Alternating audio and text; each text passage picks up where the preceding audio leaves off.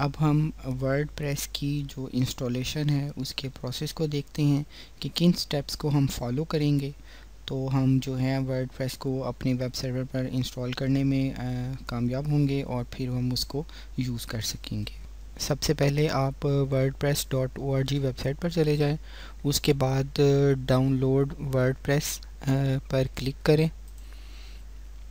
Download होने के बाद आपके पास जो पेज लोड होगा उसके ऊपर डाउनलोड वर्डप्रेस 4.4.2 जो इस वक्त करंट वर्जन है उसको आप डाउनलोड कर लें।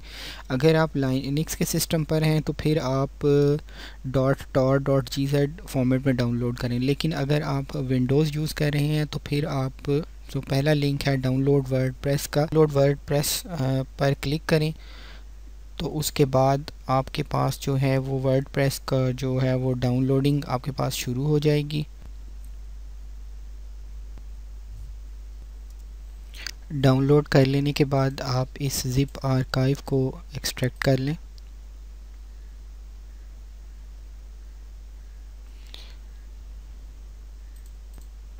आप देखेंगे कि एक फ़ोल्डर जिसमें के सारे वर्डप्रेस की फ़ाइल्स हैं वो हमारे पास आ गया है।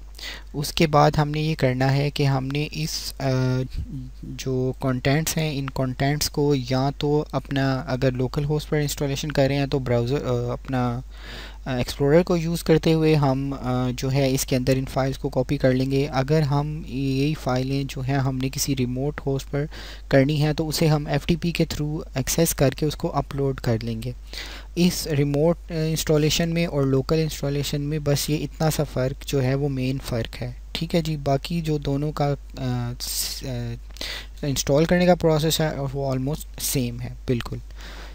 अच्छा जी, अब हम इनको फाइल्स को कॉपी करते हैं। हम इस पूरे फ़ोल्डर को ही कॉपी कर लेते हैं और इसको हम जो हमारा वर्ट्रीगो सर्वर है उसे चलाकर उसके www फ़ोल्डर में जो है वो पेस्ट कर देते हैं। ठीक हो गया जी। अब ये हमारी तमाम फ़ाइलें जो हैं www फ़ोल्डर में मौजूद हैं। अब ये हमारे लोकल सर्वर के थ्रू एक्सेसिबल होंगी। हम यहाँ पर अपने लोकल होस्ट का एड्रेस लिखते हैं।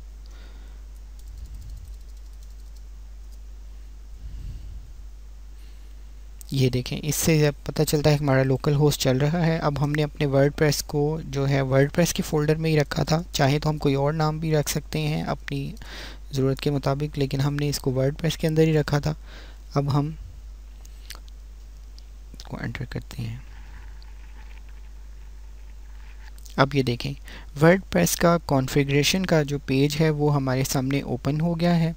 अब हम इसकी कॉन्फ़िगरेशन शुरू करते हैं। कॉन्फ़िगरेशन करने से पहले जो आपने एक काम करना है, हमने एक MySQL के अंदर एक डेटाबेस बनानी है और ताकि कॉन्फ़िगरेशन में उस डेटाबेस की ज़रूरत हमें होगी, ठीक है जी, और उसको हम वहाँ पर यूज़ कर सकेंगे। हमने एक डेटाबेस बनानी है MySQL में ताकि जब कॉन्फ़िगरेशन के दौरान ये हमसे वो डेटाबेस के बारे में इंफॉर्मेशन मांगे तो हम उसे यूज़ कर सकें। डेटाबेस क्रिएट करने के लिए आप अपने लोकल होस्ट में चले जाएं। अगर आपका रिमोट पर सर्वर है तो उसमें भी phpMyAdmin इसी तरह यूज़ होगा जिस तरह लोकल में यूज़ हो रहा है। phpMyAdmin पर क्लिक करें। इसका यूज़र नेम जो हमारे पास रूट और वर्ट्रीगो है, उसके बाद लॉगिन कर लें। लॉगिन करने के बाद आप यहाँ पर एक न्यू डेटाबेस बनाएं। हम इस डेटाबेस का नाम वर्डप्रेस या वर्डप्रेस DB हमने इसका नाम रख दिया और हमने क्रिएट कर दिया। अब ये डेटाबेस हमारे अंदर बन गई है। इस डेटाबेस के अंदर कोई भी टेबल्स या कुछ हमें खुद से बनाने की ज़रूरत नहीं है, हमें बस एक डेटाबेस अंदर क्रिएट करनी थी, ठीक है जी। अपनी कॉन्फ़िगरेशन की तरफ वापस आते हैं। सबसे पहले अपनी लैंग्वेज जो है वो चूज़ कर लें, उसमें से हम क्योंकि इंग्लिश रहने देते हैं, फिर कंटिन्यू पर क्लिक करें। अच्छा, इसके बाद आपको एक वेलकम मैसेज आएगा जिसके अंदर वो कहेगा कि आपके पास डेटाबेस का नाम, यूज़र नेम, पासवर्ड, डेटाबेस का होस्ट एड्रेस और टेबल प्रीफिक्स अगर आपने कोई यूज़ करना हो। ये अभी जो टेबल प्रीफिक्स है ये इतना मैंडेटरी नहीं है आपके लोकल होस्ट पर, जबकि आपके पास काफ़ी सारी डेटाबेस बनाने की ऑप्शन मौजूद है, इसलिए इसको अगर आप ना भी यूज़ करें तो कोई मसला नहीं है। ठीक है जी, अब हम चलते हैं। सबसे पहले डेटाबेस का नाम हमने वर्डप्रेस डीबी रखा था। यूज़र नेम हमारा लोकल सर्वर का रूट है और पासवर्ड जो है वो वर्ड्रिगो है। डेटाबेस होस्ट हमारा लोकल होस्ट इसी पर मौजूद है। टेबल प्रीफिक्स जो है वो जितने भी टेबल ये वर्डप्रेस की इंस्टॉलेशन के दौरान बनेंगे, ख़ुद से ये सिस्टम उनके साथ WP लगा देगा। ये उस सूरत में हमें फ़ायदा मंद होगा जबकि हमारे पास एक ही डेटाबेस के अंदर हम मुख्तलिफ़ किस्म के और भी डेटा टेबल्स मौजूद हैं। तो हम ये चाहते हैं कि जितने भी टेबल्स जो हैं वो वर्डप्रेस से बने वो WP_ से उनको डिस्टिंग्विश कर दे। तो इसका बेहतर ये है कि आप इसको एज़ इट इज़ रहने दें, इसमें कोई चेंजेस ना करें। ठीक है जी, उसके बाद हम सबमिट पर क्लिक करते हैं। अगर तो ये इन्फॉर्मेशन हमारे पास सारी सही होगी जो हमने ऐड की होगी, यूज़र नेम्स, पासवर्ड, डेटाबेस को एक्सेस करने के सब कुछ, तो हमें कहेगा कि मैसेज देगा कि रन द इंस्टॉल। ठीक है जी, हम रन द इंस्टॉल पर क्लिक करते हैं।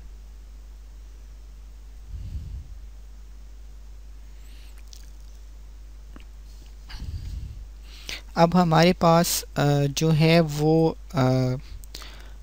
मेन जो है इसका साइट की जो है इंस्टॉलेशन के दौरान हमें चाहिए कॉन्फ़िगरेशन, जो कि हमारा यूज़र नेम और पासवर्ड और ईमेल्स वगैरह हैं, उसकी थोड़ी इन्फॉर्मेशन इसको चाहिए होगी। सबसे पहले हमारी ये वेबसाइट है जनाब वर्डप्रेस फॉर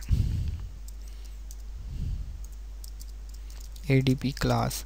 ये बेसिकली साइट का टाइटल जो है वो यहाँ पर आ जाएगा। यूज़र नेम हम रूट रखना चाहें तो आप रूट रख लें। मैं चाहता हूँ मेरा यूज़र नेम एडमिन हो। पासवर्ड इसके अंदर कोई स्ट्रॉन्ग पासवर्ड जो है रख लें। कोई भी किसी किस्म का पासवर्ड जो है वो हम इसके अंदर रख सकते हैं डिफरेंट नोयत का। ये हमने पासवर्ड रख लिया। उसके बाद हम अगर आपका पासवर्ड वो वीक होगा तो हमने कंफर्म करना है कि हाँ मुझे वीक ही यूज़ करना है। आप चाहें तो कोई स्ट्रॉन्ग पासवर्ड रख सकते हैं। उसके बाद एक हमें ईमेल एड्रेस चाहिए होगा जो कि इन केस अगर आप भी पासवर्ड भूल जाते हैं एडमिन का या कुछ, तो हमें उस सूरत में ये चाहिए होगा और इसको जो है हम यूज़ करेंगे पासवर्ड्स को रिट्रीव करने के लिए। हम यहाँ पर वो ईमेल एड्रेस दे देते हैं।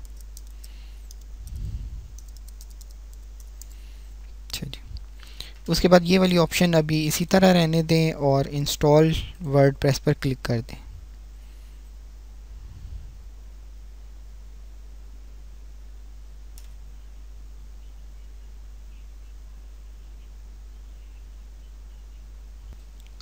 जी, जब इंस्टॉलेशन कंप्लीट हो जाएगी तो हमारे पास सक्सेस का मैसेज आ जाएगा और हमें बताएगा कि हम जो है वो वर्डप्रेस इंस्टॉल हो गया है।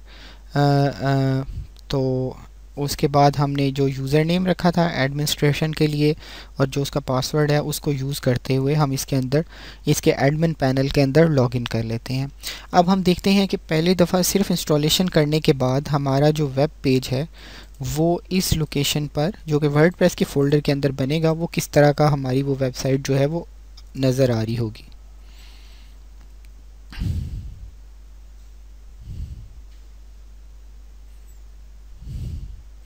ये देखें, ये हमारी वेबसाइट उस फोल्डर में खुद ही जो है वो बन गई है इस वर्डप्रेस के थ्रू। अभी इसकी बहुत ही सादा सी लुक है और इसके अंदर बस एक ये ब्लॉग स्टाइल का कंटेंट्स आ रहे हैं, लेकिन हम इसको फर्दर जो है वो अपने जो इंस्टॉलेशन है इसको एडमिन पैनल के थ्रू जाके मॉडिफाई करेंगे और अपनी वेबसाइट में नई नई थीम्स और चीज़ें इंस्टॉल करके इसको मज़ीद खूबसूरत बनाने की कोशिश करेंगे।